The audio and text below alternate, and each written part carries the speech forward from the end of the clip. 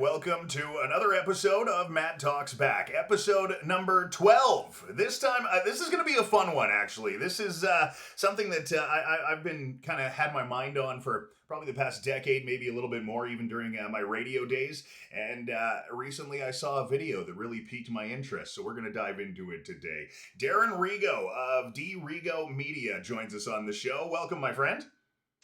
Thanks, Matt. Thanks for having me. You have a great radio voice. I was hearing you switch it on from when we were talking before. I'm like, wow, this guy's got the gift.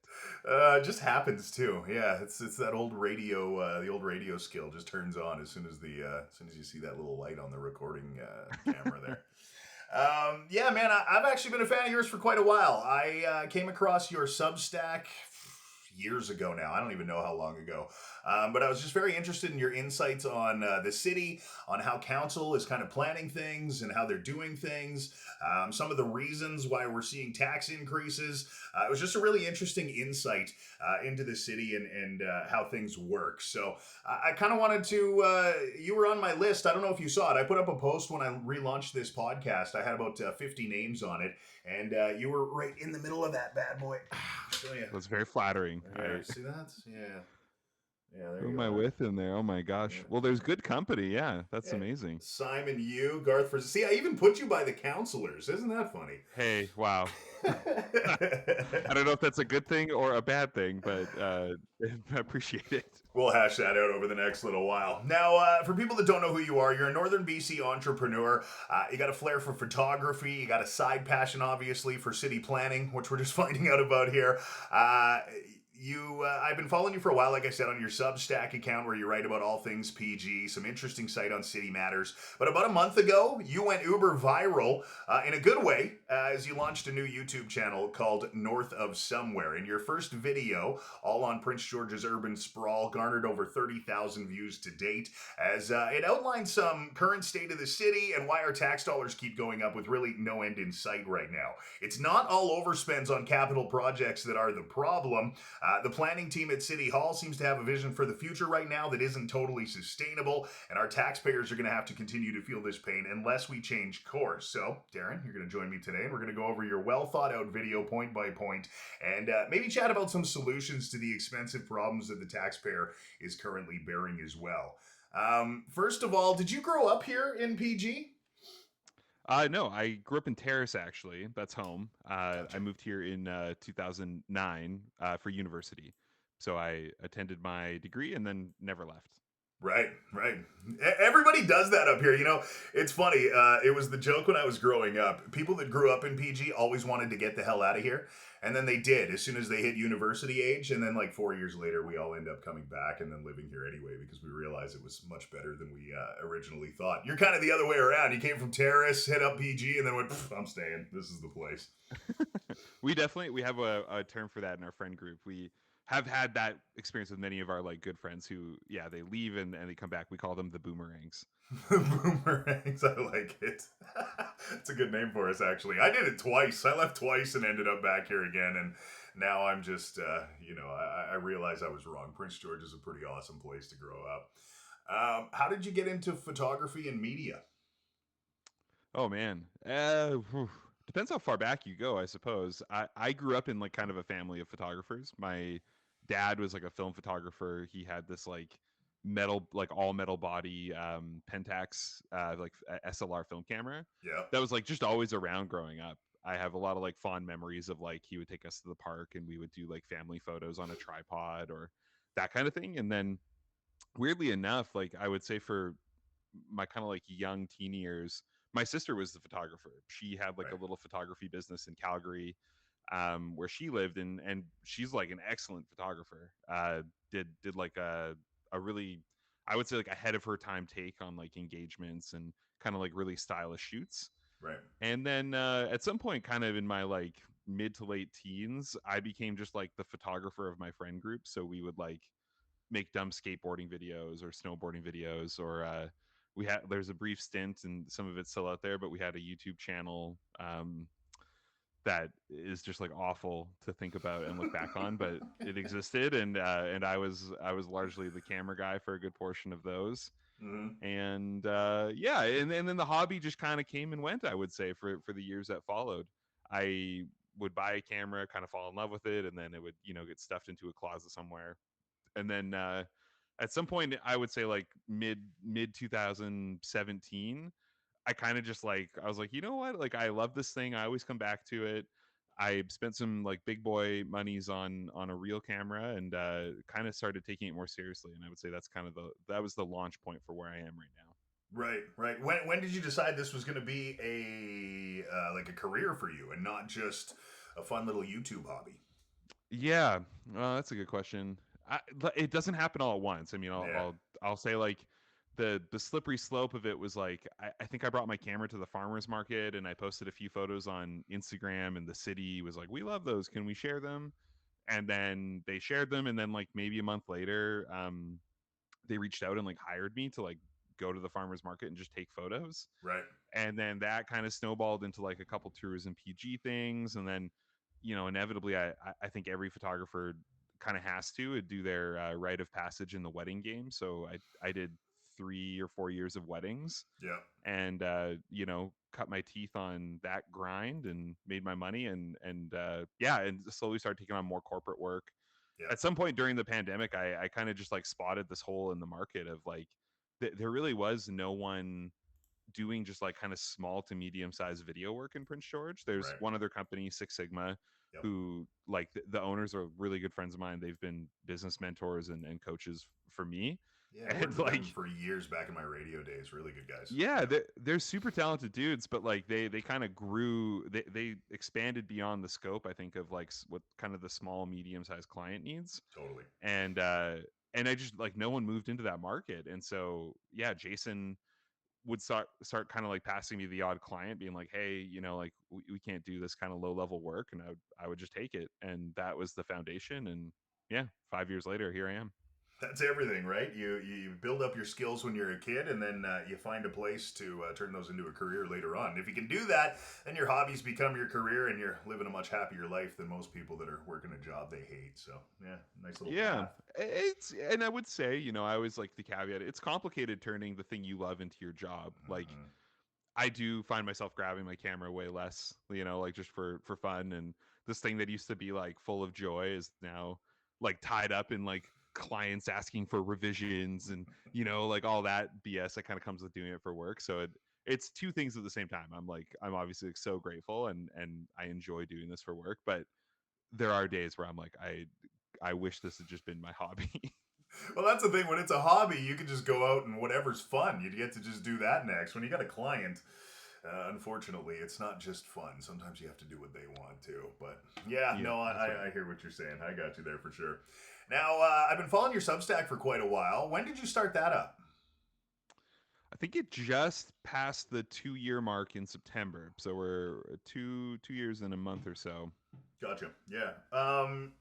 Most of your Substack seems to be on Prince George Council, on planning in the city, on some issues that you're seeing that maybe aren't being talked about. Where did your passion for that kind of thing come from? It's so there's kind of a funny story, I think, that sits on top of it, which was that this is one of those like the flap of a butterfly's wings kind of thing. I love that But saying.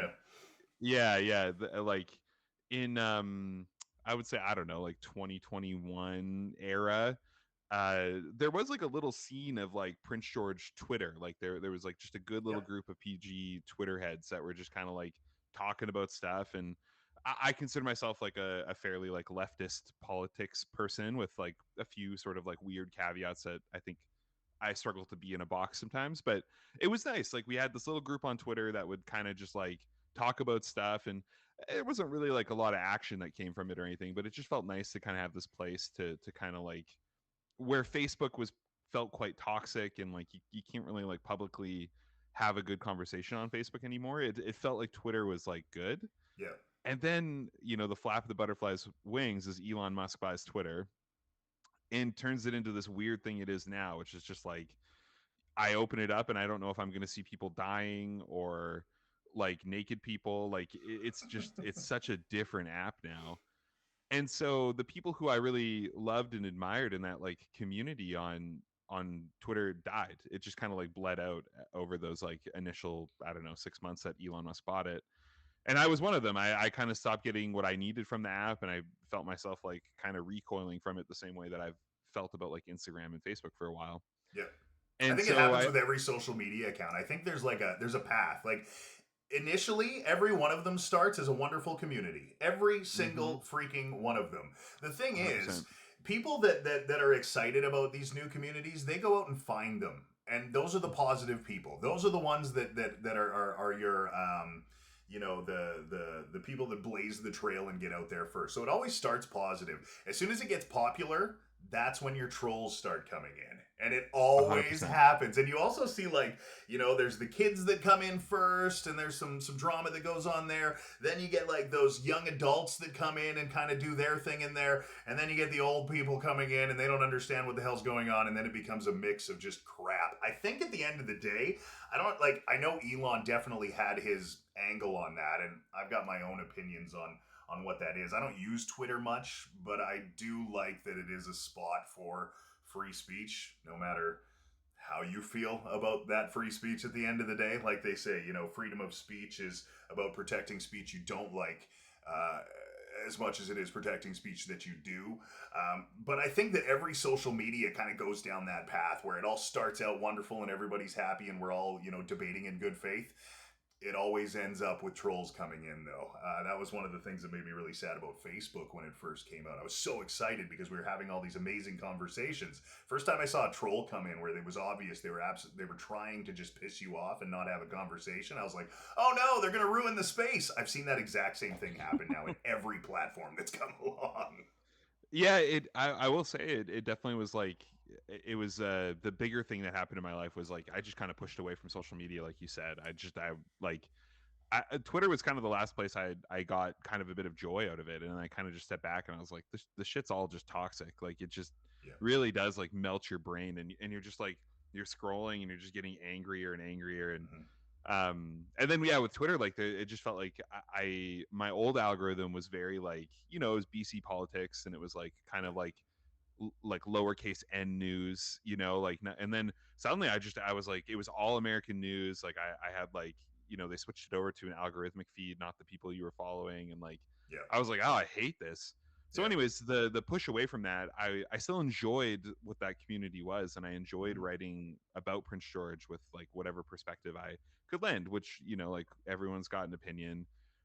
For better or for worse, I felt like I was at least adding something to the conversation of substance. It felt like when I tried to actually like put forward something that was like thoughtful, and even if I got it wrong, like the discussion that would kind of orbit felt a little bit valuable. And so Yeah.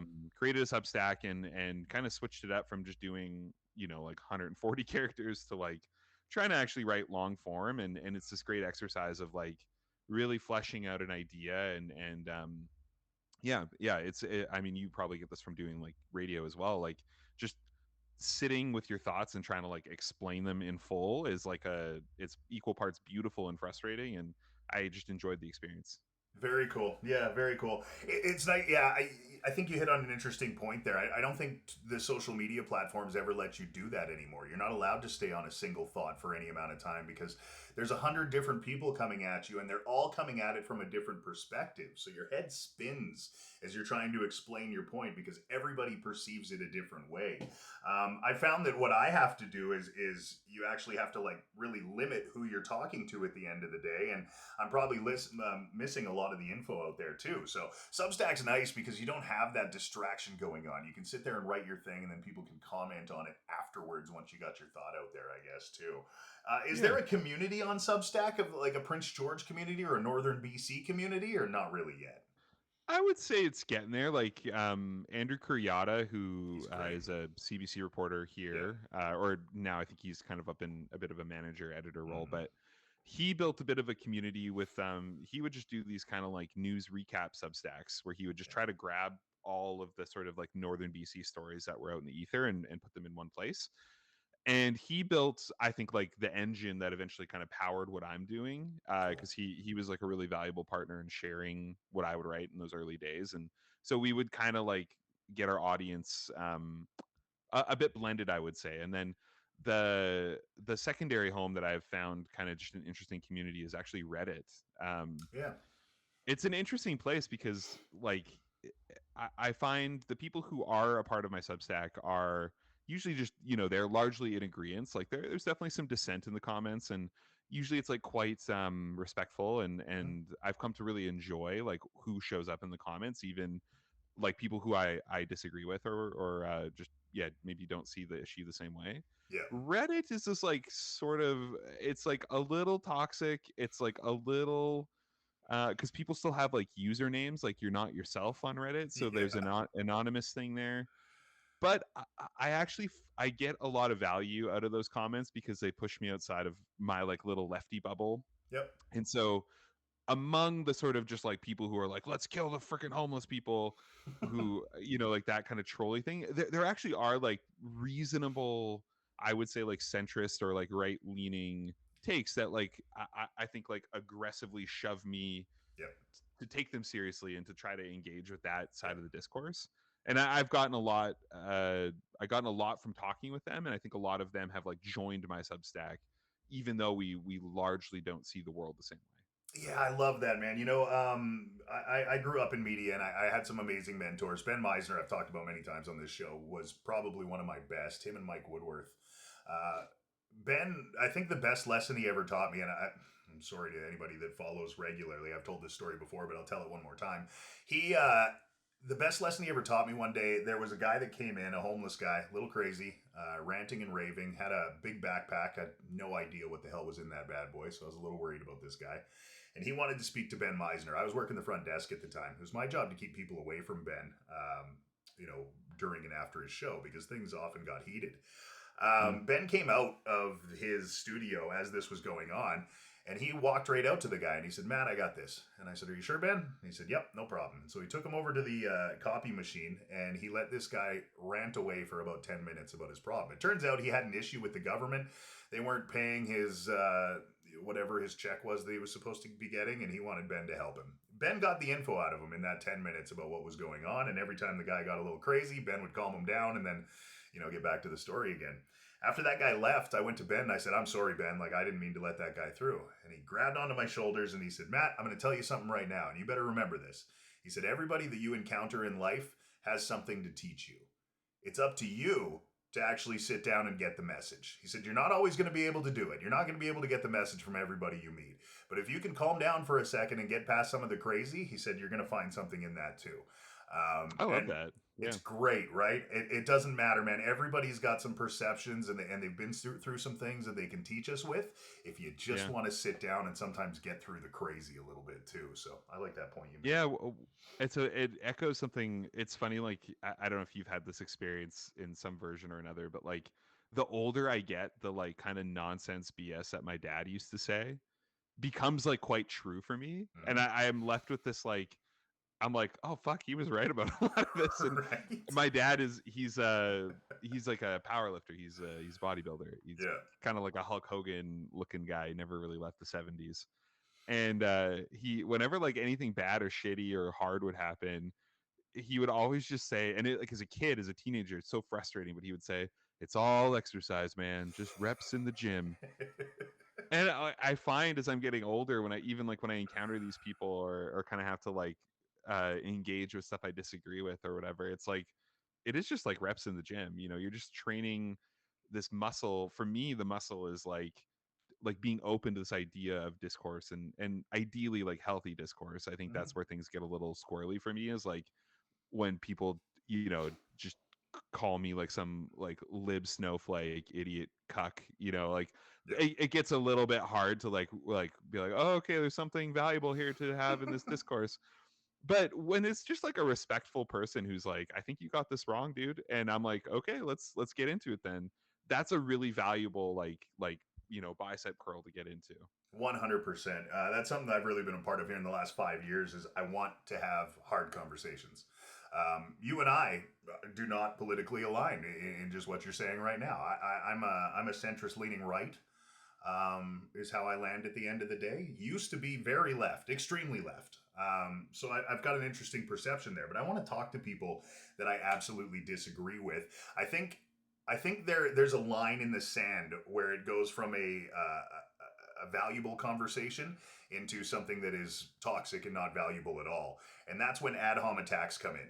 I don't care if you Yeah. want to attack me and call me a name, as long as you have a string of logic behind it that says, hey, you're this, and here's the things you're doing that make you this. Okay, fine. We can talk about the things I'm doing that, think that you make me that definition. That's fine. But if you're just going to call me a name and not try and prove it in any way, shape, or form, this is not debating in good faith anymore, and I'm out. I don't mind a heated conversation, but ad hom attacks just to shut me up is not going to be something that I'm going to engage in.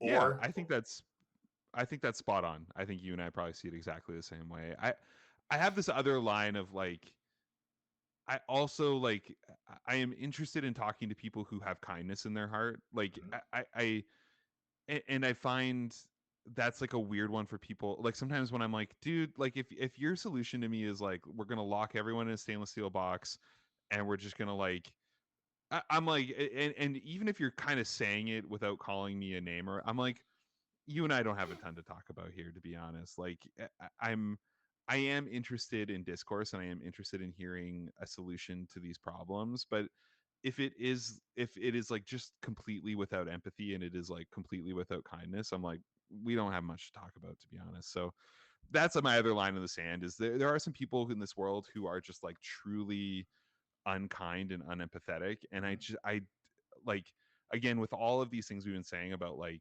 engaging in healthy discourse and with people who disagree, I'm like, honestly, go fuck yourself if you're like just wanting to be an unkind, brutal human. I don't have time for that.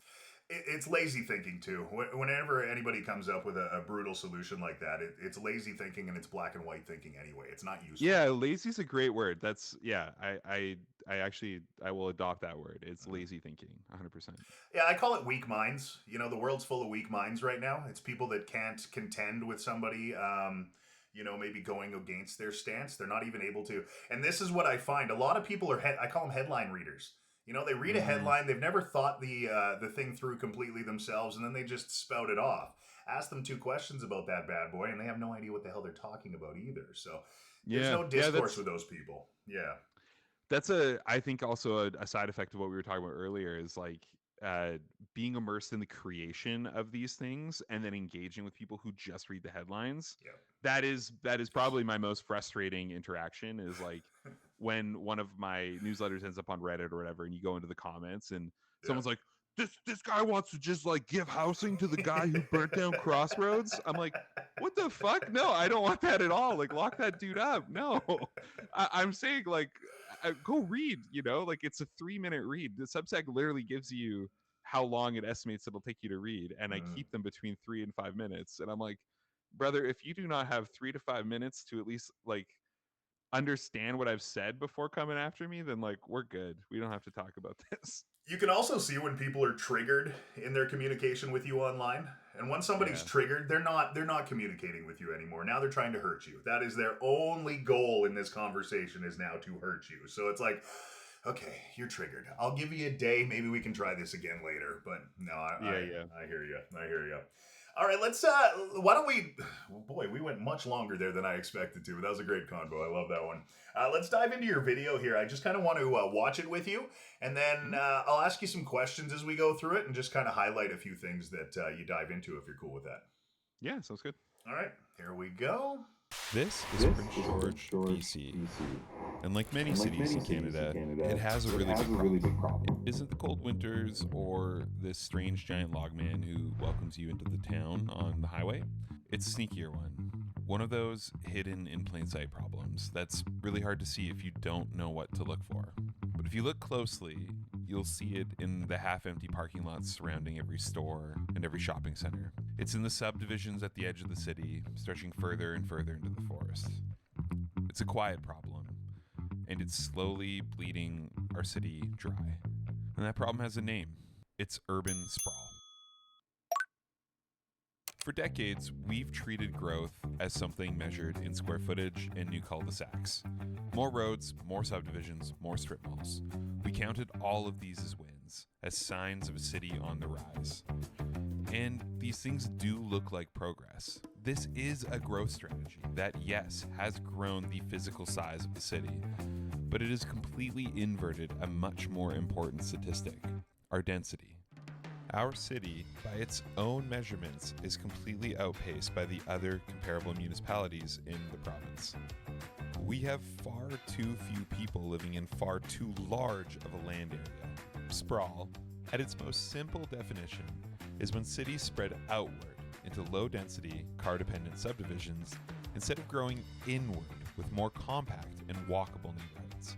And let me be clear, simply using available city land to build outlying suburbs is not terminal for city budgets.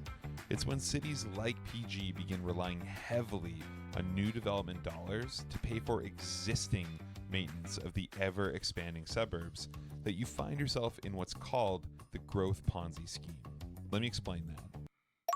All right, quick pause here. We were just talking about in your video about the urban sprawl and kind of what that issue is in the city.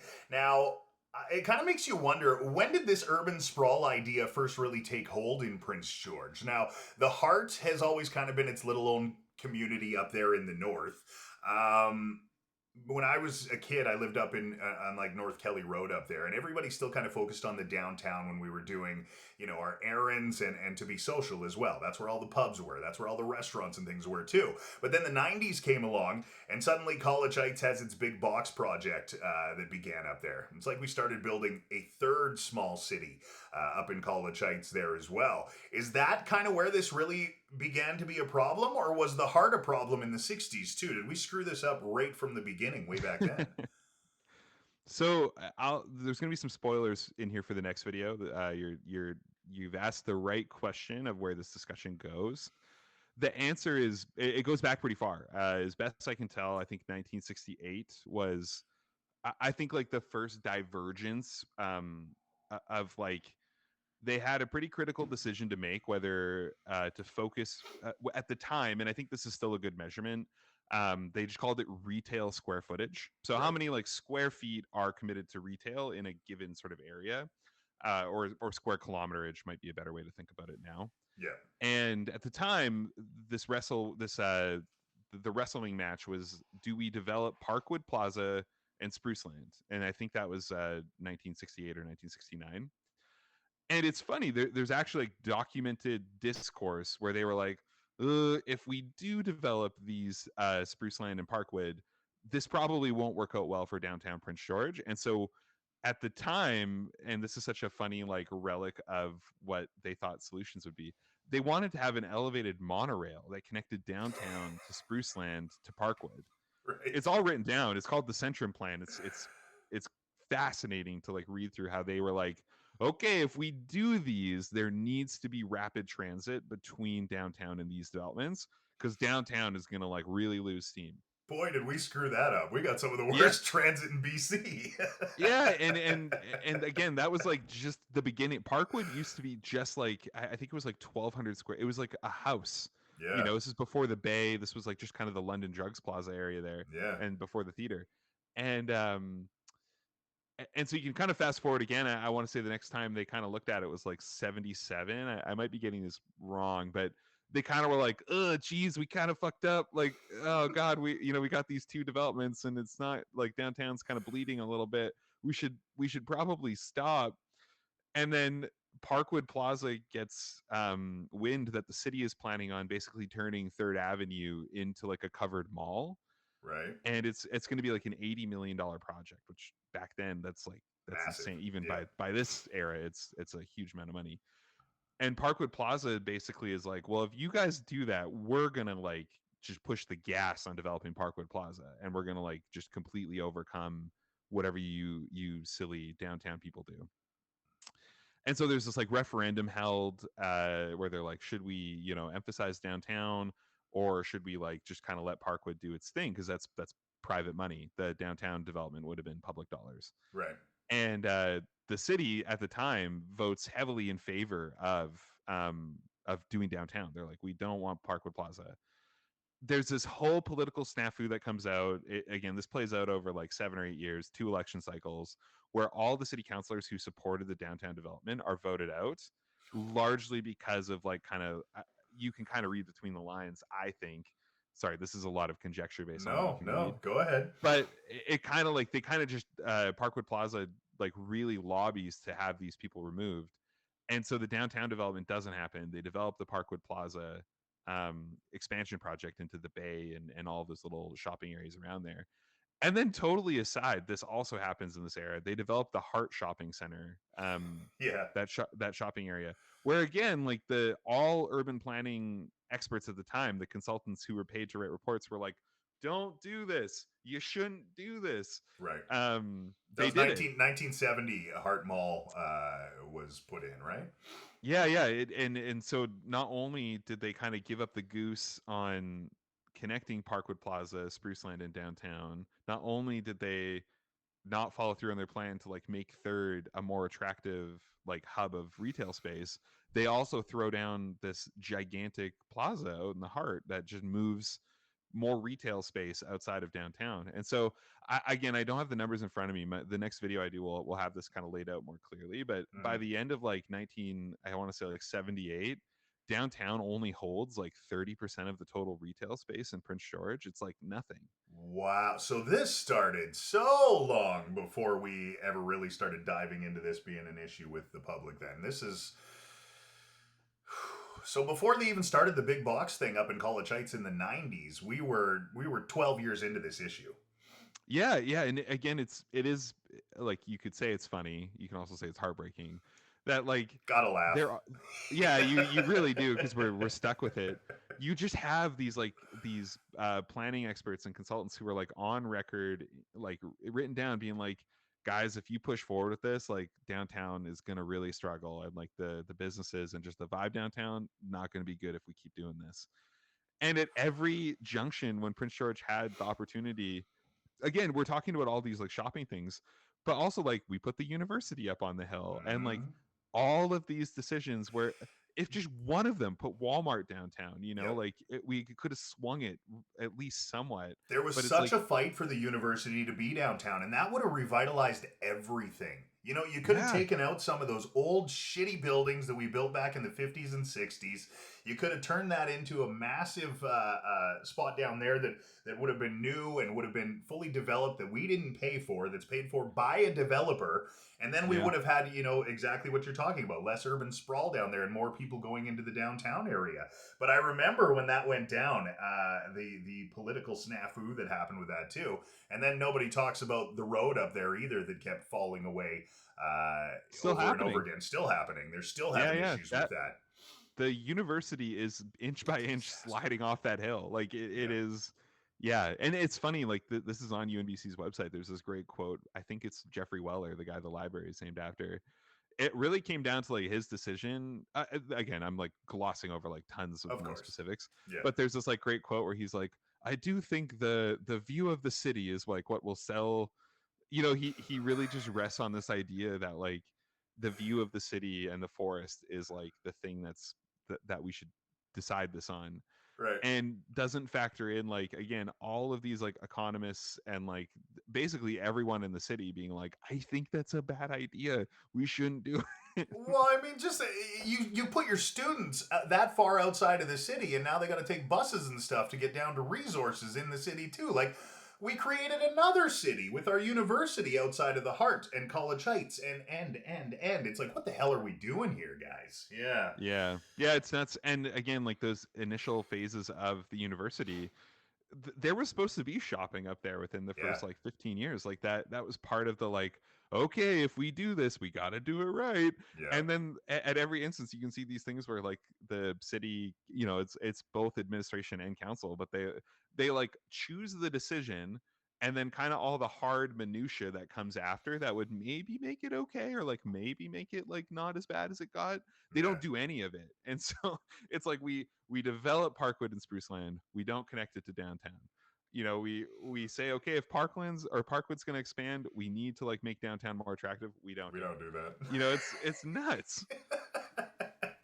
It's not even like we didn't see these problems coming. There's always been somebody going, "Hey, issue right here," Yeah. and then And somebody I goes away with it. Yeah, to some extent, I feel like that guy now. Like, I'm like, you are are. my kids in like 20 years going to be watching my YouTube videos and be like, he figured it. He said it. He said it was gonna not work. Well, here's the difference, man, and I've been saying this to a lot of people too. Communication has changed. Ideas used to take a really long time to get down to the main population because Yeah, true. nobody was listening to, we didn't have a place to get our voice out there.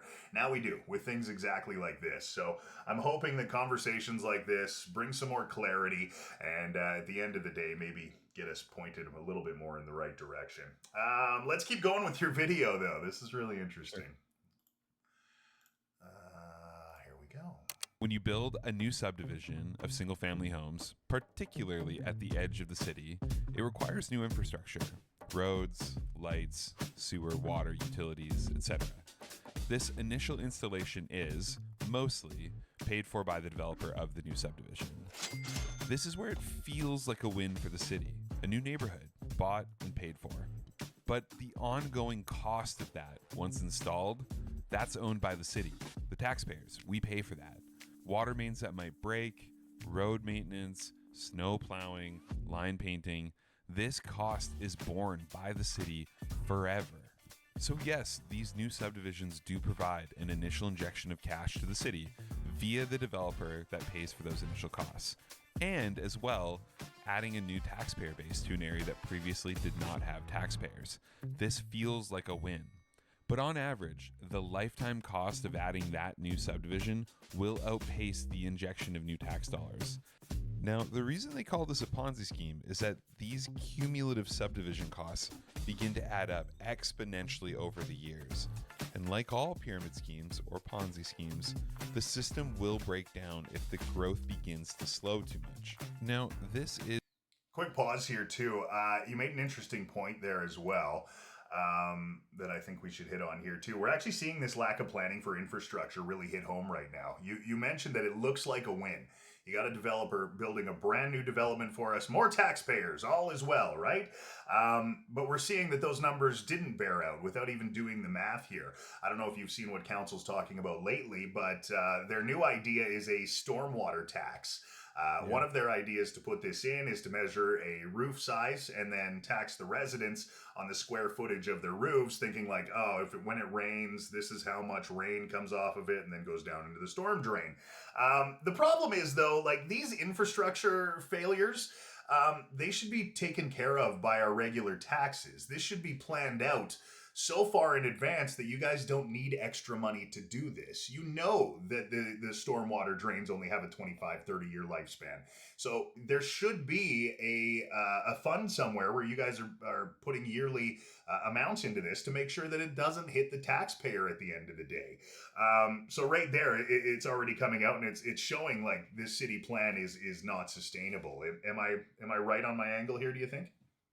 I mean, yeah, copy paste all of that. I think you can jump into specifics, but you can also just stay really high level with it and look at our city. Like, we have one of the highest tax rates in the province. Our amenities don't match that. You know what I mean? Like, I was just in Vancouver for a week. I got to experience like parks everywhere, and again, like I never want to make the mistake of like just visiting a city and being like, it's wonderful, like. I totally get it. Every city has its problems. There's BS everywhere. But I can at least recognize when a city that is taxed high has really great amenities. Like I can connect those two in my head. I can see the beautiful lights that they hang up in their squares. I can see the wonderful green spaces that they have in their city. I can just see all of the ways that those tax dollars bear out in ways that the residents get to enjoy them. Yeah. We don't get any of that. Like our tax dollars are not even, I mean, as we learned, like they're not even covering the basics, you know what I mean? And you can think about it a lot like a household budget, in that like we are barely paying the grocery bill right now. We don't have money to go on vacation. We don't have money, to like get a new TV or something. And that's the painful thing. I think that's the frustrating thing. That's the invisible problem that's hiding in plain sight, is like our city is broke. Like it is so broke. And so now we're talking about adding taxes to pay for things that should be covered by taxes. Yep. How are we ever going to, like to zoom out even one step further, that new the OCP and the downtown plan that was just adopted, they have all these like crazy aggressive moves in them.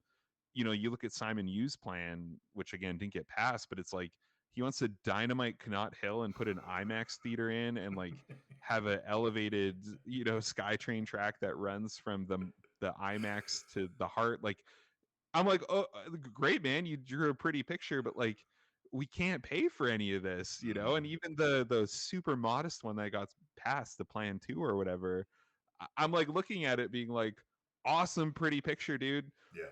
Can't pay for any of it. Yeah. Like, it's nuts. Yeah.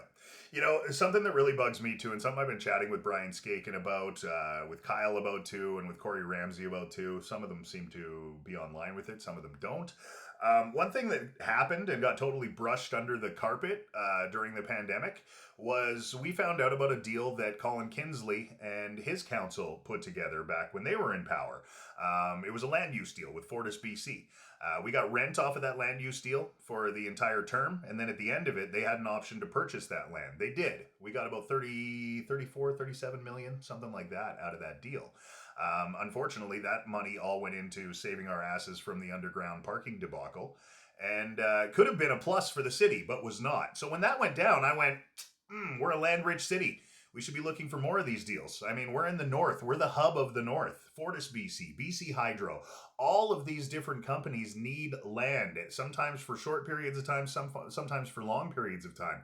Why are we not looking to be more of a business rather than just pulling our money out of tax dollars? I asked a few counselors about it, and I've never heard anybody further that and ask admin to go out and find some more opportunities that are like that too. It seems like there's just no appetite to be a business on top of just a tax collector at the end of the day, which I think is a massive miss for this city. Yeah, I think, I mean, again, it's, I'm happy to like jump into specific examples. That sounds like a pretty gnarly one. I don't know much about that. The thing that I hear in that I don't have the answer to this. I think like you and I right now are trying to be some version of the solution. Was like, we used to have this local media engine that stayed on top of this stuff, and maybe not all of it, but like to some level, your average Joe was at least semi tuned into some of this. That Fortis thing you just explained, even like the stuff that I'm trying to explain about urban sprawl, the parkade being like maybe the last example I can think of where like a hella big story broke and it like kind of became part of the public ether at least. Yeah. I am certain there are other seismic things that are just like happening around us, that are like frustrating. They are draining tax dollars, blah, blah, blah. Every city deals with it. I don't think we are unique in like that being a thing that happens. I don't even know if there's like a supervillain behind much of this. Like, I don't, it's just, there's no accountability. There's no tool to keep the public in check and like observe this. It doesn't exist anymore. It's like what they say, right? Don't attribute to malice what can be attributed to, what's the word? Incompetence. Thank you. Yeah, and I think that's most of the time what we're dealing with: incompetence and then ego to cover up for that incompetence. A lot of times, it's the typical human cycle. Right. Yeah. It looks evil. A lot of times it looks evil as you see the outcomes coming down. But just in the timeline that we've set out here today, you can see that this problem started back in 1968, and you got people coming in here trying to fix this thing that don't even understand the beginning of it. So, yeah, and that's I think that's it comes up a little bit later in the video, but even like it's tempting to want to point fingers at developers and stuff like that. And I've had so many developers reach out after seeing that video, really grateful that someone like shined a light on it. Like they aren't the supervillains that are just trying to harvest money. They're operating within these confines that either the city or the province has put forward. They have a bunch of money, they bought some land, and they're just trying to get like profits out of it. The profit system is completely it's totally backwards. Backwards. Yeah. 100%. The incentives are totally messed up, and they have been for a long time. Yeah. I have a point to make on what we were just talking about there, but I've actually got it in my notes here for later on, so we'll get to that. Let's keep going with the video. Is a well-documented phenomenon. There are whole YouTube channels dedicated to describing this problem in American and Canadian cities. So I want to spend a moment and completely break this down so we understand it.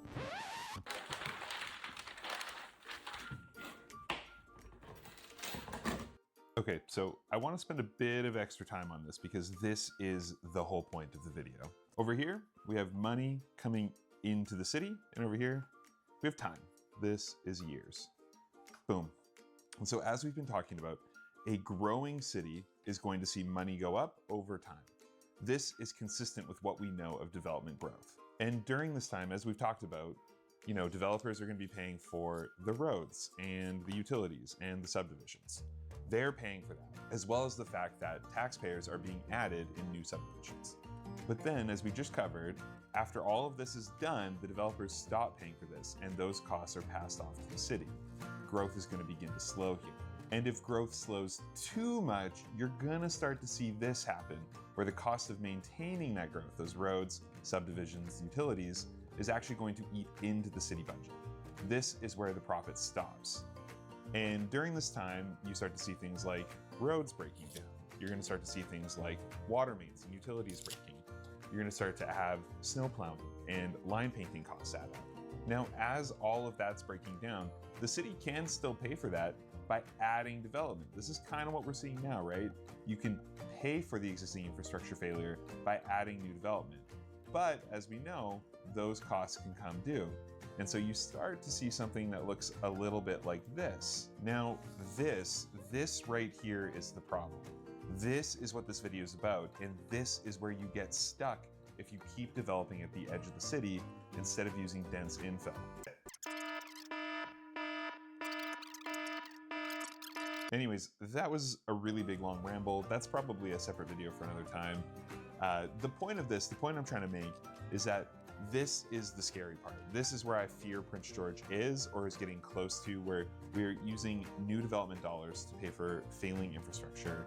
And the problem with this is that even if you can grow your way out of it, you just re-enter this phase down the line, right? This exact model is only solved by dense infill, where you start to use existing infrastructure and existing roads and existing utilities to add more taxpayers and to intake those development dollars. I hope that makes sense. This was a bit of a divergence, but let's get on to the rest of the video. All right, just a quick little dive in here.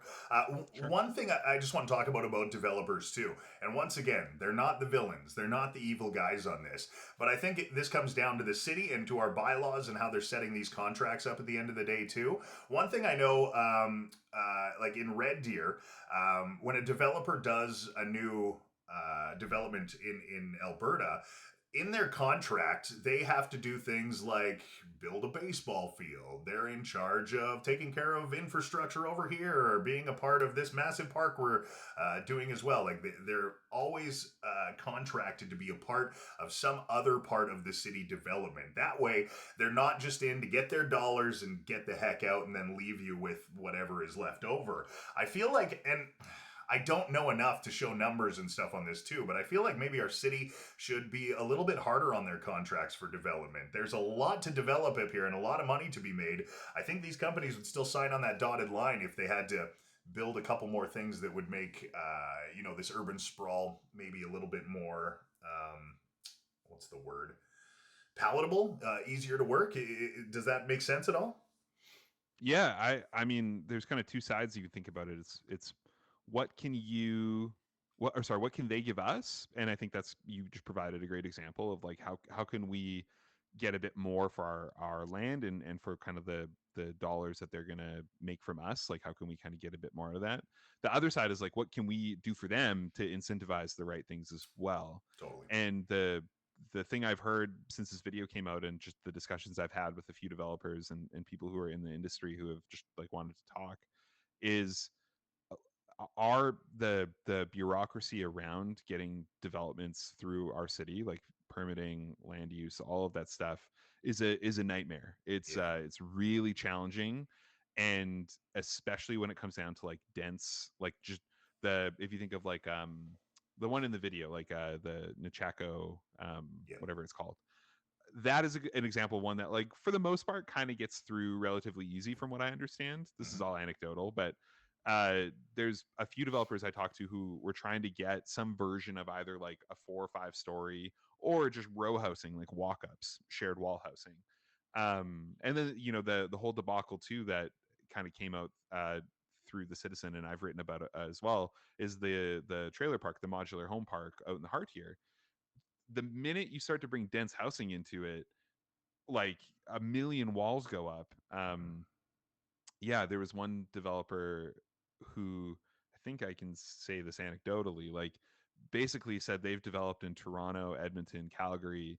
They've tried to get some dense housing through in Prince George, and they said it's like a million times harder. It's the hardest city they've ever had to develop in. Wow. And I've tried, like I'm trying to now work with, careful about who and what I name. I'm trying to work with the people who are involved in this to like actually make them angry enough to go to city council and to like write letters, Yep. because they just kind of quietly are annoyed about this. And fair enough, like these people don't necessarily owe us anything. I'm not wanting to like be like, oh, you need to build a delegation and a presentation and go to, like, honestly, we made it really hard for them and they were annoyed and they brought their development elsewhere. And you're kind of like, well, at the end of the day, that's capitalism. Like, go to the place that makes it easy for you.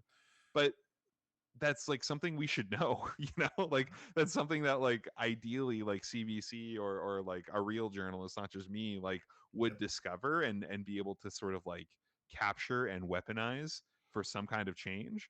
But it just happens. It happens quietly, and then we don't hear about it, and then oh no, and it's it. Yeah, and you nailed that earlier with media. You know, our local media is not the bulldogs they used to be. We used to have some investigative journalists here in town. We used to have guys like Ben Meisner that would go out there and put his name on the line and say some things and ask some questions. And we just don't seem to have anybody that has that type of an attitude anymore. And, you know, we're seeing the problems with it. The thing that bugs me too is like Simon ran on, his whole campaign was on shortening the time to get developments done. And now here we are 3 years into his term. I think we just lost our last building inspector. I think he just quit. Now we are hiring outside and you know, paying extra on top of that to do it instead. None of the times have come down on this either. I know he's had some votes that he's put forward that he's been crushed on as well, but you know, if you're going to run on that thing, you got to do it. And I just don't know what we point to at this point that he's done, that he ran on. He is fighting against a tough delegation right now too, but you're 100% right. If you don't make this easy for the developers, they're not going to fight for Prince George. This isn't their community. They don't care, and they shouldn't have to care. They don't have time for that. They're out there making money. It's up to us to make this a great place to do business, a great place to build, and then they'll come. So, I think like I often think about, I try to make things in places and terms I can understand. Mm-hmm. I want to go to a grocery store where it's laid out really nicely. The checkout counter is quite fast. I can park pretty close to the building so I can load my groceries in and I get the hell out of there. If I went in and they, you know, they like frisked me at the door and I had to like go through 3, you know, steps to get down every aisle, you know, and I'm like, no, I would go to the one that's easy. You know what I mean? 100%. And so we tend to try to make this more complicated than it is. Like it isn't. It just be easy to work with, you know, like that's it. That'll fix a lot of the problems. Yeah, 100%. That's interesting. I got a couple of podcasts coming up with a couple counselors, and I really want to dive into that with them too. But let's get back into the video here. Sure.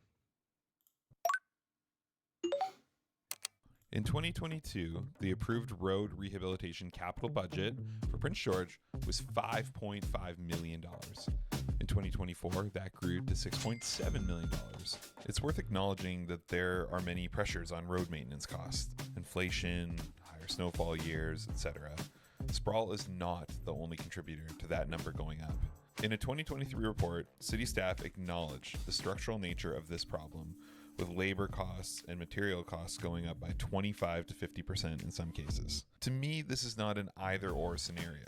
This is an and also. Those roads we've been adding for the last 20 years are coming up on their maintenance dates. This is now far more expensive to maintain than we could have ever projected when the development was approved. And so, if we step back and zoom out, 2 things are true right now. Our city continues to sprawl at an unsustainable rate, and the cost of maintaining that sprawl is going up at an equally unsustainable rate. The city's core strategy of paying for that problem is only going to further bury us in the future. And depending on what financial timeline you're looking at, the city is already mostly broke, or it's going to be extremely broke in the coming decades. Another caveat worth mentioning, I think, is that it might sound like the case I'm making is that it's the developers or the realtors or that whole ecosystem, they're the villains of the story. And I just don't think it's that simple.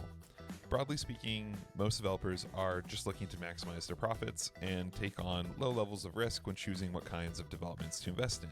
I don't see it as their fault that the incentive structures are set up in a way that makes more dense housing clusters less profitable or more risky. I think if you're asking me who I think the villains of the story are, honestly, it's a really boring answer. It's decades of mismanaged policy that have incentivized the wrong things. You know, it's the classic lack of education. So yeah, I just think it's worth mentioning that I don't see the developers as villains, and oftentimes these are people who are really invested in growing our city and really passionate about Prince George. So that's that one. The final caveat, and possibly the biggest one, is that suburban sprawl development is not always going to create a financial deficit. Now, everything we've discussed so far is true and heavily researched and documented in North American cities. There's a whole movement behind this called strong towns, and I would highly recommend looking into it if you're interested in this topic. That said, Okay, let's not go too deep into this because I know this is a whole conversation all on its own. But smart towns, is that the same as 15-minute cities? Same idea? It's called Strong Towns. Strong towns. And yeah, I know. I mean, the 15-minute cities thing is, yeah, it's its own rabbit hole that we can go into, but no, they're not the same. Okay, that's a separate thing. Something we can dive into later. But yeah, I wanted to see if that was like a renamed 15-minute city because I know there was a whole lot of confusion that happened with that, and there was a whole controversy that went on with that too. Strong Towns is a different thing. Yeah, Strong Towns has been around forever. It's it's an old organization. Gotcha. Okay. sprawling development, when managed properly, can still sometimes be revenue positive for a city, despite those eventual maintenance costs. In this way, pro-development viewers might be tempted to share examples of times where this is the case, even in Prince George. Look, Darrin, the 2 new subdivisions in College Heights are 20 years in and are still net positive. Now, my response to that is twofold. One, even if it is net positive cash flow, suburban development is always going to be less effective in revenue generation than dense infill. So, was it the best option for the city? No. And secondly, the city revenue aspect is only one part of why this development is terminal. Not just for financially healthy cities, but for a happy and functional city. All right, last chapter. Let's finish this thing up. Being broke as a city has many secondary effects on the residents. If we're looking to make walkability improvements to our downtown, maybe add some transit lines, add protected bike infrastructure, or maybe you've noticed our failing riverfront park paths. How far could an extra $2 million over 2 years go to improving the state of some of our high potential areas in town? And we haven't even dug into the ways in which this forces car dependence. I think you hit on something there, and this is something I've been hammering on for a very long time. One of our biggest misses, I believe, in Prince George is, and it's something I've spoken with John Brink about as well, it's the absolute failure of upkeeping our riverside parks. Cottonwood Island Park, we've got some great ones there up on just off in Chaco there as well. These could all quickly and without much money be turned into a very mini version of Stanley Park, and something that we could use to market Prince George over and over again too. But there never seems to be a line item for it in any of our budgets. I think you pointed out the reason for it. It's because our city is broke. These are things that you build when your city has some extra money sitting in the coffers, and we just don't have that right now. But I think it's something that you could put money into that would actually bring money back at the end of the day, just because of what it adds to our city and the opportunity there. And it seems to never be on the table. Co-sign. Yeah, I'd love to, I mean, I'll be listening when you chat with your counselors if you bring that up, because to me that I understand things get political. I understand, there's even the things I talk about, walkability, blah blah blah, there's many, but I'm this is a universally, I think, just a good thing. We have this beautiful riverfront path. Yeah. put some money, there's so many like dilapidated buildings and parking lots around it. I'm like zone it for commercial, put some incentives in to get like a cool ice cream and cafe plopped in there. Like I don't know. Maybe I'm oversimplifying it all, but I'm like, God, what a missed opportunity it feels like every time my wife and I go down there. I'm blown away by the like sparseness of it. Maybe you and I are missing something. I don't know, man. But that's something I was railing on way back in my radio days too. Like, why the hell are we not developing this? And I said that to John too. I said, look, I know you got all your business property right on the edge of that too, but maybe if there's a way, if you could find a way to turn that into some park space and get some of your business partners down there to maybe put some money into it too, what a legacy to leave behind for a city that you've worked in for so long as well. His response was, "That's very interesting." So, we'll see what happens. Correct. Yeah. You're right, Matt. That is interesting. That's an interesting idea. All right, let's finish this bad boy off. On the residents of Prince George, which is an additional cost all of us have to carry. You see, when you build your city like this, when everything is so sprawled, everything, work, groceries, hockey practice, it all requires driving. And that makes our lives lonelier, it makes them more stressful, less safe. Our kids can't bike to school, seniors find it harder to age in place. I mean, just grabbing a coffee with a friend is another 10-minute drive. And Prince George isn't struggling because people don't care, it's because the math of this sprawl just doesn't add up. And while we've been building out, we've been neglecting what's already here.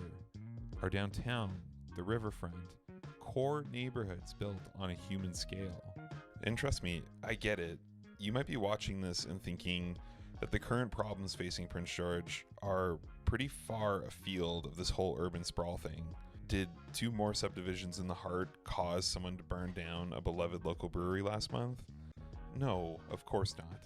There are much larger societal level problems at play here, and those are going to require multiple layers of intervention, not just a few apartment complexes. But, and I mean this very seriously, do you know what really helps cities trying to tackle some of these larger issues? Having some additional dollars in the city budget, or at the very least not having to increase taxes just to maintain service levels year over year. And having additional dollars in the city budget can allow us to do all kinds of things. We might be able to provide different breaks or incentives for downtown business owners. Maybe we can have a couple more downtown festivals to encourage people to get out and support those businesses. Maybe it's being able to staff a couple more bylaw enforcement officers or increase our RCMP budget. Maybe we can provide different housing or mental health and addiction supports for those who are homeless downtown. Okay, so we've been going on and on and on about the problems and the issues, but what is actually the solution? Well, I've been saying it this whole time, but we have to focus on infill now. Building dense housing clusters on existing or at least partially developed land that is close to the city's core, prioritizing things like shared wall housing, apartments, condominiums. This is already happening here, and we just need more of it. I think looking ahead, we need to pay really close attention to our municipal politics and the kinds of people who are guiding our city. When elections come up, we need to elect candidates who are pro-density and pro-infill. And we need to ask serious questions of the councillors who've been guiding the sprawling development so far. I really love this city. I wouldn't have spent weeks of my life making this video if I didn't believe there was something really important here. I really hope that this video helps us see the issue that's been hiding in plain sight in front of us for decades. And thank you so much for watching. You know what? I love this city too, brother. It's the reason I'm doing this podcast as well. There's no payments coming in here. There's no money coming my way. This was 100% an investment just because I love the city, and I think that there's a gap in people speaking about it openly in a way just like this. So I love that you're out there, and I love that you're diving into some of your passions like this and putting it back on the city that you love with, at the end of the day, little to no monetary recourse for you. You're doing it because you're passionate about it, and that's authentic. I think in this day and age, that's one of the things that people are really looking for is authenticity. I think we've run the last 25 years of watching people, mask up and not be authentic just to get whatever message or whatever ideology or anything else they want to get apart. And I think authenticity is the thing that people are looking for right now. That's why I followed your Substack. I could tell that you were passionate. This wasn't something that you were angling on to make money elsewhere. And I really appreciate that video. That was very well thought out. How long did it take you to get that thing done? A couple weeks? Yeah. So Yeah. first I want to address what you just said, which I think is a very important thing, is that like I think it's so important to not be selling something at the end of this. Mhm. I won't go too far into this story, but I had a meeting recently with some people who saw the video and they kind of like, oh, could we get involved or collaborate? And I was trying to suss out what their interest was, and I kind of figured out as we were going on that they were trying to sort of tack on their sales pitch. They were trying to kind of like get Mhm. involved, and so they were kind of talking about doing their own version of it, or some version of like YouTube about Prince George. And they're realtors, and at the end they had this like kind of thing where they were like, yeah, and we think like people will really want to buy from us if we do Right. this. And I'm like, that might be true. The sales funnel part of that may exist, but it will Yeah. completely muddy the message of the thing you're trying to say or do if Yes. the end of it's a sales. And that I just wrote a Substack, you may have read it last week, about like there's no city council bid coming for me. Like that's really important, I think, for at least where I'm at and the thing I'm trying to do for Yep. this period of time I'm in. There's no fucking vote for me sticker at the end of this, because that I think that muddies the message of being like, I'm just trying to point out a thing that I believe to be true. There's no, and I'm the guy to fix it, Yep. because I'm not. I am 100% not the guy to fix it. There are billions of people more qualified than me to like take this on. I'm just trying to be like, I think we don't know what's going on in our city, and I'm deeply interested in showing the people what's going on in our city. That's it. That's the Yep. fucking message. Yep. Um, as for how long it took, about 3 weeks. Very funny story. I thought I could do it in an afternoon. We couldn't be in our house for this one afternoon. There was some work being done, and I was like, well, great, I'll go out and film this YouTube video and I'll edit it tonight. And then I was like, oh my god, it's so much more work than I yeah. And I do this for a living. Like I make videos for a living, so you Yeah. think me of all people would at least have some kind of ability to like scope this project out. But I Yeah. was like, 3 weeks later, I'm just like, fuck it, I'm done. Like press publish. Like I can't listen to my voice or like see this video another time. I love what you said there too, man. I'm the same way. It's amazing how many people are in my inbox going, "Hey, so when is your city council bid coming out? When are you doing this? When you?" It's not for any of those things. This is 100% a passion project, just like you, because I love this community, and I think there's a bunch of people out here that need to have their voices amplified a little bit, and there's nobody doing it. So that's exactly why I'm doing it as well, and it comes across quickly when you see people doing those projects for those reasons. I'm always asking the why when I see things come out. Why'd you do that? Why are you doing that? Why is that happening? Yeah. Authenticity definitely shines through. So yeah. You made some good points right at the end there too. Some of the fixes to this urban sprawl problem already kind of in the works. We're seeing a lot more apartments, a lot more duplexes built. You're seeing double lots. They're tearing down old buildings. They're putting 2 rentals onto it instead of 1 house and a large yard on it too. I did want to get your opinion on those apartments at Highway 97 and 16 where Mr. PG is there. I always felt like that project felt really clunky. The traffic in that area is always really crazy right now. That little side road that's a connector to Pine Center Mall is weird. It doesn't feel like it's a real viable frontage road there. Is that a proper move for a strong city, do you think, or was that a miss? Um, so 2 things.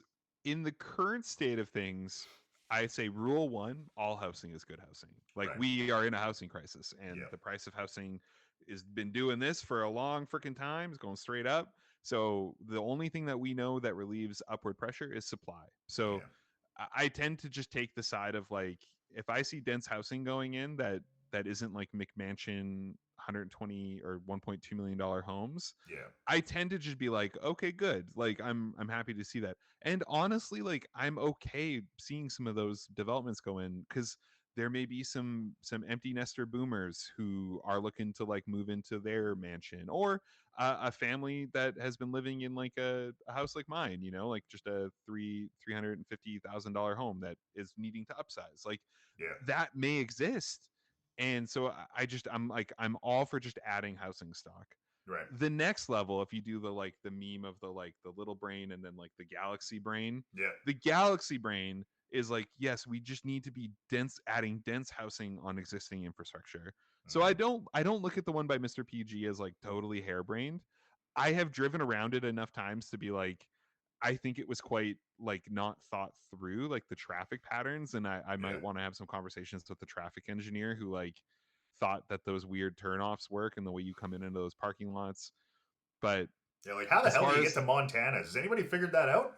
I don't know how those guys yeah, are keeping it's people in their seats. I don't know how to get to it. Yeah. Montana's the hotel that's back there. Even just like going to Mr. PG is kind of nuts right now. Yeah. Um, I want to believe we're kind of in the middle step of that area. Like it feels like Save On moving into the mall there. Yeah. I believe there's some plans to kind of add some more stuff along that highway row. So I'm seeing a node developing, and I think like density nodes are a good thing. They tend to like bring with them a lot of good jobs, a lot of good like retail and commercial space as well. 100%. Um, the big miss that I keep seeing when I see these new buildings is like, why is no one adding a commercial ground floor?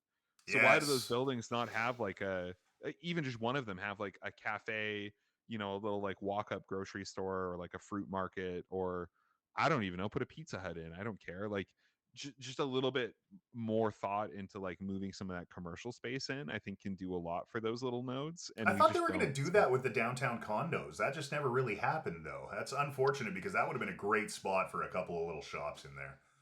Yeah, I've heard rumors that the some of the ones going along Demano are going to be zoned for mixed use, That'd be great. and there's like Brink's little mall thing that he's kind of proposed that looks like it might be that. Yeah, I'm I haven't seen the plans on skeptical. that yet. I hope I hope it's got some of this mixed use stuff in it. But have you seen the Yeah, plans on it? there was a rendering that came out maybe a year ago. I'll send it to you if I find it. Okay. It did have ground floor commercial and then housing above. So if that comes to be, I again, whether he gets locked in the bureaucracy of the city or whether that's just like a PR move, I have no idea. Yeah. Made me really happy to see it, so I'm rooting for him if that comes to pass. Great spot for it. And what a great place to normalize it for the citizens, too, because that foothills area gets so much traffic. You'd have people driving by it and seeing its efficiencies on a regular basis. So great spot to start that type of idea, too. You did mention at the end of the video that it's important to support city councilors that see this issue and are willing to vote to fix it. So, I guess the big question to kind of wrap up things here today: which counselors do you advise to vote for that Oh have their boy. eyes on this thing right now? The tough one, the big tough Oh, question. yeah, yeah. I mean, I am disappointed by most of our counselors when it comes to like speaking on density, walkability, and urbanism. I Yeah. actually don't know if I would necessarily co-sign any of them. Mhm. If any of them want to reach out and prove me wrong on that, like shoot me an email. I would love to talk to them. I think Corey Ramsey has like a really like progressive mind when it comes to like city planning, and I tend to like her approach to the discourse around it when it comes up. Yeah. So I tend to like lean toward her. I've had awesome chats with Kyle Sampson. Like Mhm. I tend to find him and I politically probably fall like quite far apart, yet we can have a 3 hour lunch at Earl's Yeah. and like really I'm the get into same some way. good. Yeah. Yeah, and I find like he's amenable, I think, to some of this, and like whenever something I write kind of like hits the mainstream, he'll give me a call and we'll have a nice chat about it. Yep. And even when he disagrees, like the thing I really like about Kyle is like he'll tell me why, and he's a person who like genuinely I think like is listening. Like he doesn't appear to just like want to talk over me. He like is there to like download a thought, maybe disagree with it, but I appreciate that about him and Corey. Yep. Tim Bennett has called me a few times, and we've had some nice talks about urbanism. I don't know Tim super well, but he strikes me as someone who's like open minded to this stuff, and Yep. I think like again, will always send me like a nice message or leave a comment when I think I hit a note that he agrees with. So I like that. I don't have a ton of face. Oh, and Trudy.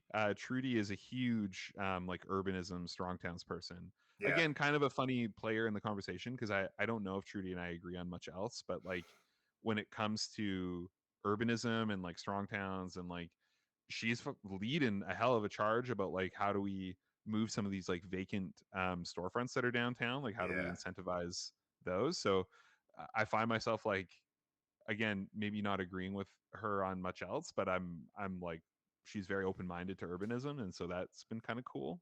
yeah, I think those are the main ones. I don't have a ton of FaceTime with the other ones or know them super well. Like you said, I've been disappointed by Simon. I you know, he ran on stuff that I was like, hell yeah, that's my guy. me too. Yep, And from emergency housing to like everything we talked about earlier. And I just haven't really seen it in the way he's been speaking, voting, conducting his business. I yep, I just don't see it. Him, the way he talked about the mobile home park out in the heart here, and was like, I don't see it as fitting of the character of that neighborhood, so he voted against it. I'm like, that's not a guy who campaigns on emergency housing. You know, that's exactly. like, Yeah. yeah, it's kind of nuts. So I haven't really felt myself like super stoked on him, to be honest. Um, yeah, and then you know, I got beef with some of the other ones, just some of the things that they've said and voted on. Yeah. But I also think like the reason we elect the city council we do is their representation of the people who show up to vote. So I try, honestly, like I'm a pretty like I don't have like a giant bottle of haterade for these counselors, you know. Yep. I have a bigger like bottle of haterade. I don't know why I came with that term I for like the it. city of Prince George, for the people who friggin' live here, Oh, because admin too, and the administration we got a problem with that nobody talks about as well. But yeah, continue. Sorry. yeah, I just I'm deeply interested in educating and motivating people to go and vote for the right things.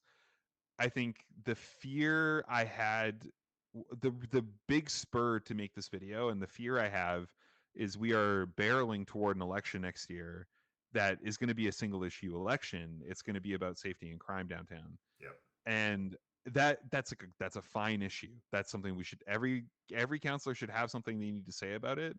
That is a provincial and federal issue. Yep. Largely, there are interventions our city can do, but I'm like, good Fix lord, jail and say bail, and and then we're in a different spot, so we can't do that. And yeah, the single issue voter is one of the biggest issues we have provincially, federally, and civically. Unfortunately.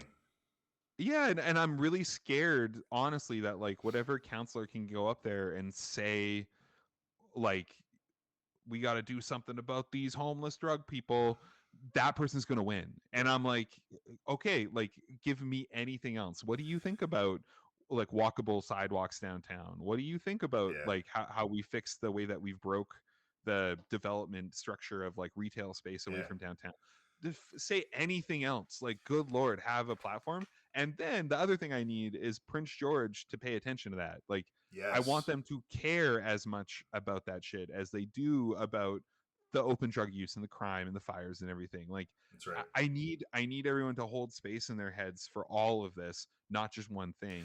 You And I know think what? that's my motivation. You just sparked something in my head a little bit here, and I might come to you for this. What I'd like to do between now and election time is my goal is. As I throw my pen behind me, my goal is to have every city councilor on, and I'd like to ask them all the exact same line of questioning. So whether it's 10 or 15 questions or whatever, and then just have a discussion on those. Would you like to partner up with those questions and just come up with stuff that would be really focused and things that maybe aren't so black and white and aren't so single issue? Just come up with some multiple issues that we can kind of get their full idea of what they see in the future for Prince George. Would you be interested in working with me on that? Yeah, I think that would be awesome for sure. Okay, awesome. Yeah, we'll get together over the next little while and work on that. Just get a solid question sheet together. That way somebody can go out, they can watch each one of these, they can see where the counselor stands on each one of the issues that we talked about that we think kind of encompasses the problems of Prince George and the opportunities of Prince George.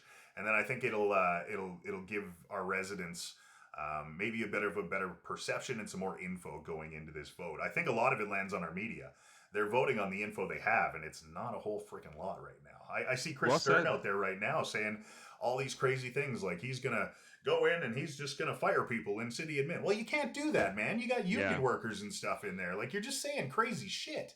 Well, that's, oh God, man, that's yeah. My wife works in HR, and Okay. so inevitably, like when we talk about this at our just lovely dinner table talks, when I'm like, yeah, this guy wants to remove like 30% of the admin. She's like, good luck. Like, there's employment law sitting in front. Like, is it going to be with cause or without cause? Because if you try to fire 30% without cause, you're done. Like, that's our entire fiscal budget in how we're going to get sued out the Legal ass for fees, that. yeah. Yeah, so it's, again, I think some of that's what happened to Simon as well, is like he brought an engineer mindset from the private industry, Mm-hmm. very kind of, I don't want to draw the comparison too strongly, but kind of like the Elon Muskian, like, I'm going to come in and break these things. And what he found is like moving through local government is hard. It requires not just like having an idea and executing it. Can you convince your fellow counselors? Exactly. Can you bring in delegations from the public to present on ideas that are compelling? Yep. Can you gather information and facts and move public will? Because ultimately, like, I do agree, I think our city admin is problematic in many ways. Yep. A large part of it is they work at the behest of city council, and city council also is a little bit of a like dog chasing a car. Like, it doesn't know what it wants, it doesn't know what it'll do when it gets there. Like, and so more than anything, like, I'm also keenly interested on hopefully having a city council that can work together, that knows how to like move shit, that Yeah. doesn't just like get locked in this whatever we've been stuck in, like this kind of do very little actual progress towards solutions for these problems. Like, yeah, and there's pain too. Like, that's the other part, is like there's no solution through all of this that isn't somewhat painful for us, the public. Like, Yep. yeah, it gets harder before it gets easier. 100%. Yeah, yeah. That's what I tell people too when they come to me and they're like, "When are you going for counselor?" I said, "Look, in council, I'm one vote. I don't want to be one vote. I'm not efficient and I'm not going to be effective there.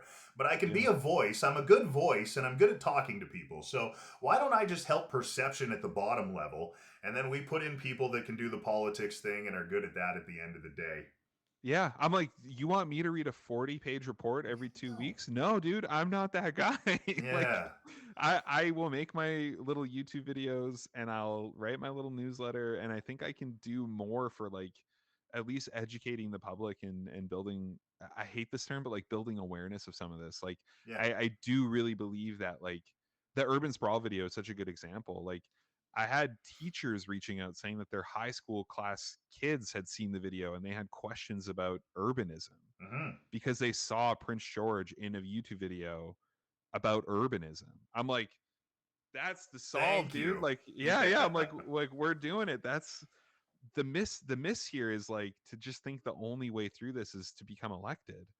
I actually don't think that's true at all. No, I think we're dealing with people that are so used to the old systems and old ways of doing things too. They don't want you to talk about things if you don't 100% understand them. Well, you're Yeah. just going to leave a massive gap in understanding then. At the end of the day, there's a whole ton of us down here that are not experts in any of this planning, but we're not so stupid that we can't understand it. So, it's good to have these discussions. It's good to be wrong a couple of times. It's good to get to some understanding and what am I trying to say here? Just it's okay to be wrong. It's okay to have a conversation and not be 100% right, as long as you're trying to gain understanding at the end of it. And I think that's what this is Yeah. all about. I think the struggle that I've seen too, and I think this conversation is a funny one because it's a good example. Like, people, I don't know if this is just a Prince George thing. Like, I don't have enough experience living elsewhere. Feels like there's just this fear of having a public opinion about things. Like, Yeah. to to for some reason, people, like, and I say this aware of the ego, but I do get like held up as this like thing, this like exceptional thing that puts opinions out, and I'm like, you can do it too. Like, like, Substack is free. Like, I'll help you. I'll promote it. Like, I, I'm I get really like confused about the fear that comes from people not it's fear, and then I guess maybe the other thing is like it's nihilism. It's just this like, Mhm. this place fucking sucks, it'll never get better. And I'm like, that's such a boring take. It's so lazy, like you said earlier. Like, Mhm. God, get out there, like at least try to make it a little better, like why not? 10,000 foot level, man. I think what we're seeing right now is just the world has to change. We've never been this connected before, and all these systems that we had in the past were for when we were disconnected, when we were very disconnected, and they don't work anymore. So, what we're seeing is just decentralization of everything at the end of the day because centralization no longer was giving us efficient information. Decentralization is that what's the number one food company in the world right now? It's Uber. They don't own any restaurants. What's the number one car company in the world right now? Or sorry, it skipped the dishes. Uber is your number one car company. They own no cars. Media, I really believe that media is the next thing to be decentralized here because unfortunately they're all controlled by their advertising dollars. The system itself ate what they were supposed to be, at their core. So I think that these things are important, and I think the fear comes from people just being stuck in those old systems and not able to see outside of them. I think there's a massive amount of us, though, that see a path. We see a new way of doing things, and it's going to be messy. Like you said, there's going to be a Yeah. lot of pain before we get to any type of pleasure again. But that's how it Yeah. goes. Strong men bring good times bring weak men bring bad times bring strong men. We're right in between the weak men and bad times point right now. I like that point about a decentralized media. I do find myself gravitating more toward that myself, just in my own media consumption. Like, it is a funny thing to think of the world before, where like everyone tuned into Walter Cronkite, and like what he said, Tony that was, Parsons. yeah, exactly, 100%. And yeah, it is a funny world to think that used to be how it was. Mhm. And I don't exactly know what the future of this all looks like, but I don't know. I feel like maybe things like this, the Substack, are, yeah, they are like what it will probably come to look like. We're gonna be fine, man. I used to freak out because I kept seeing algorithms start pushing all the crazy kids your way that are saying insane things and have weird ideologies. And for a long time, I was like, oh man, we're so screwed. The kids have no idea. They're never gonna be able to get out of it. But then you start looking around, and I'm seeing some of the top political commentators out there. They're 22 years old. I Yeah. was never talking politics at 22. That wasn't on my mind Yeah, in any way, shape, or form. These kids are dude, they're going to be wrong. They're going to make mistakes, but they're going to come out on the right side of things because they're looking at things that are important and they're not worried about taking down 20 shots like I was at that age. So that is, I had did a interview recently with another like kind of podcast, and they were just asking like where I get hope from, and that was my answer, was like, dude, talk to a freaking like a good 16-year-old. they're so It's smart. nuts. They're so smart. They're deeply in tune with the issues. Like, Mhm. I way more, when I was 16, I was like, I just had crushes on girls. I wanted to ride my bike and play video games. Like, Yeah. I did not have a thought about like climate change and sustainability, and like, the media ecosystem, and like our addiction to phones. I didn't think about any of that.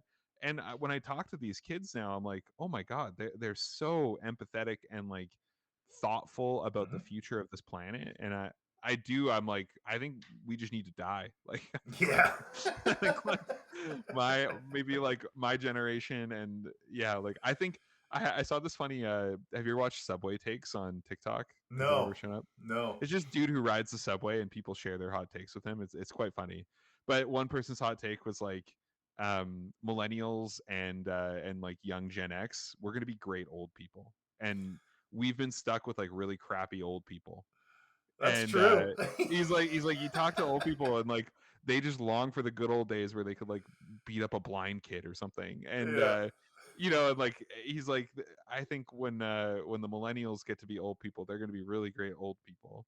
And again, like I love my granny grandpa, and I will say there are wonderful old people in this world. My neighbor is subscribed to my newsletter. She's an 87-year-old widow. She's the coolest. She's like the best old person.